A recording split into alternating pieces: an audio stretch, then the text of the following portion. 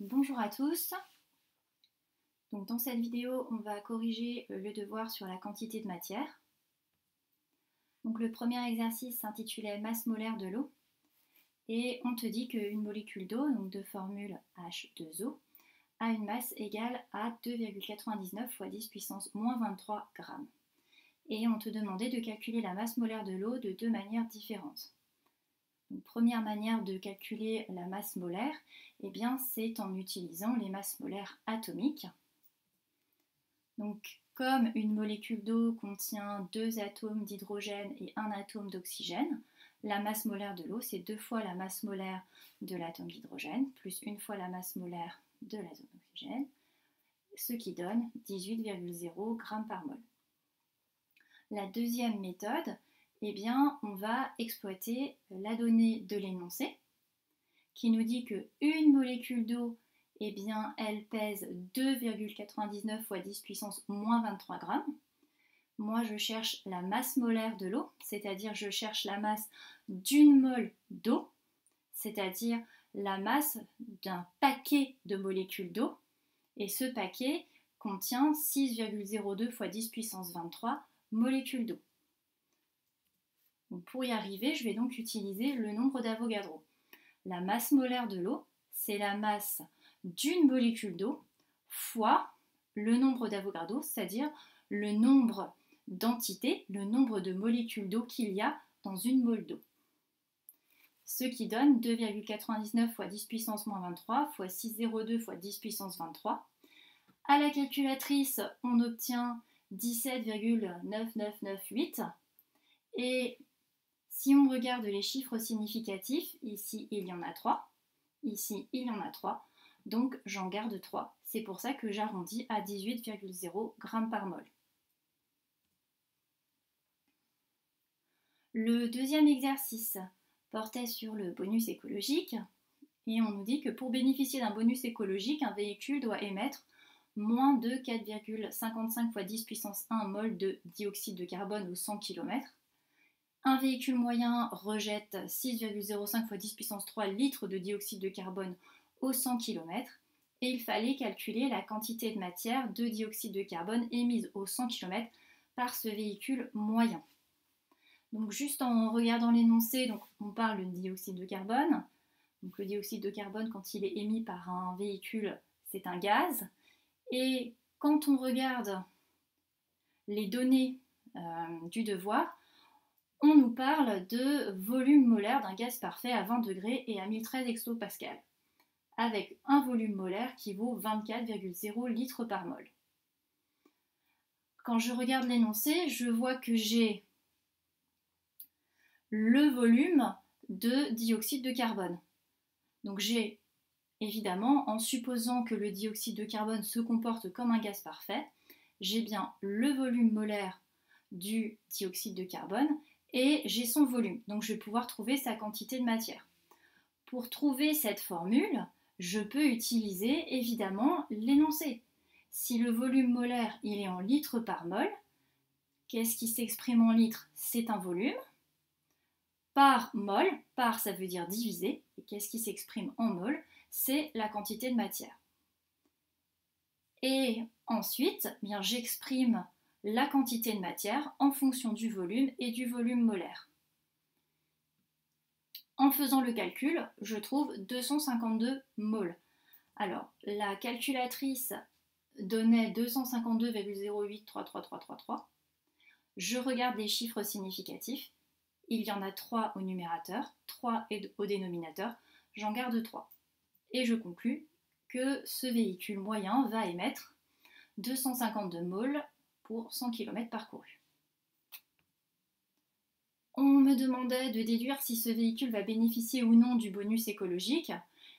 En comparant, on voit qu'un véhicule doit émettre moins de 4,55 fois 10 puissance 1 mol, c'est-à-dire 45,5 mol de dioxyde de carbone de CO2 au 100 km. Comme il émet plus, il ne va pas bénéficier du bonus écologique. Alors, l'exercice 3 porte sur une solution d'eau sucrée. Cette solution elle a été préparée par dissolution de 12 g de saccharose Donc, on nous donne sa formule, donc C12H22O11, pour obtenir un volume total de solution, donc un volume de solution égal à 100 ml. La masse de la solution obtenue vaut 103,92 g. Donc juste, le saccharose, c'est du sucre, c'est le sucre blanc. Alors, la première question, c'était de calculer la masse volumique ρ de la solution d'eau sucrée. Donc là, il y a quelques erreurs, puisque la masse volumique d'une solution, donc rappelle-toi, c'est la masse de la solution divisée par le volume de la solution. Donc la masse de la solution, elle vaut 103,92 g, le volume 100 ml. Donc la masse volumique, c'est bien la masse de la solution sur le volume de la solution, 103,92 g divisé par 100 ml. À la calculatrice, ou même sans calculatrice, parce qu'une division par 100, ça revient à décaler de 2 la virgule, ça fait 1,0392. Je regarde le nombre de chiffres significatifs. Au numérateur, il y en a 5. Au dénominateur, il y en a 3. J'en garde 3. Et donc, je suis donc obligée d'arrondir. Ce qui fait 1,04 g par millilitre. Pourquoi en grammes par millilitre? Puisque la masse est exprimée en grammes, le volume en millilitres. Donc une phrase réponse après pour conclure. Deuxième question, il fallait calculer la concentration en masse de saccharose Cm de la solution. Donc là, il y a eu des confusions avec la masse volumique. La concentration en masse de saccharose, eh bien, ça va être la masse de saccharose sur le volume de la solution. Quand on calcule une concentration en masse, c'est la masse de soluté divisée par le volume de la solution. Ici, le soluté, c'est le saccharose. Donc, la masse de soluté sur le volume de la solution, il y a 12 g de saccharose pour 100 ml de solution. Donc là, si je fais 12 g divisé par 100 ml, j'obtiens une concentration massique en grammes par millilitre. Alors, je vais le faire, mais en litres. Parce que généralement, on exprime la concentration en masse en grammes par litre. Donc, c'est toujours la masse de soluté divisée par le volume de la solution. 100 ml, eh bien, c'est 0,100 litres. Alors, quand on fait ce calcul divisé par 0,1, ça revient à multiplier par 10, donc ça fait 120. Et si je regarde le nombre de chiffres significatifs, il y en a 2 au numérateur, 3 au dénominateur. Donc je n'en garde que 2. Donc ça fait 1,2 fois 10 puissance 2 grammes par litre. Et je conclus. Alors, troisième question, calculer la masse molaire M du saccharose. Bien pour ça, je vais regarder la composition de la molécule. 12 atomes de carbone, 22 atomes d'hydrogène et 11 atomes d'oxygène.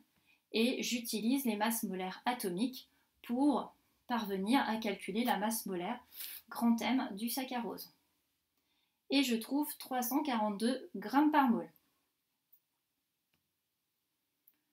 Alors, il fallait déterminer ensuite la quantité de matière de saccharose dans la solution. Donc là, j'ai des élèves qui sont partis sur des formules bien compliquées, alors qu'une seule, on va dire, marchait, la plus simple. Certains d'entre vous sont partis sur la formule que la quantité de matière, c'était la masse volumique fois le volume divisé par la masse molaire. Alors quand on utilise cette formule, c'est bien, mais ça marche pour un liquide qui est un corps pur. Or là, on a un mélange, donc ça ne fonctionnait pas. Il y avait une façon beaucoup plus simple d'utiliser, c'était d'utiliser ce que j'appelle la formule M&M's. La masse de saccharose, c'est la quantité de matière de saccharose fois la masse molaire. Donc j'ai pas eu d'erreur pour passer de la quantité de matière qui était bien la masse de saccharose divisée par la masse molaire. Et là, de nouveau, j'ai des élèves qui vont se tromper. C'est bien la masse de saccharose, ce n'est pas la masse de la solution. On cherche la quantité de matière de saccharose. Donc, on prend la masse de saccharose, c'est-à-dire 12 grammes, qu'on divise par 342. À la calculatrice, on trouve ce nombre-là. Je regarde le nombre de chiffres significatifs. J'en ai 2 au numérateur, 3 au dénominateur. Je n'en garde que 2. Donc, je garde 3 et 5. Donc ça fait 3,5 fois 10 puissance moins 2 moles, puisqu'une quantité de matière s'exprime en moles. Et dernière question, il fallait en déduire la concentration en quantité de matière C de saccharose de la solution. Donc une concentration en quantité de matière, c'est la quantité de matière de soluté, c'est-à-dire ici de saccharose, divisée par le volume de la solution. La quantité de matière de soluté, on vient de la calculer. Le volume de la solution, c'est 100 ml, ça veut dire que ça représente 0,100 litres. Quand on divise par 0,1, ça revient à multiplier par 10. Et je trouve 3,5 fois 10 puissance moins 1 mol par litre.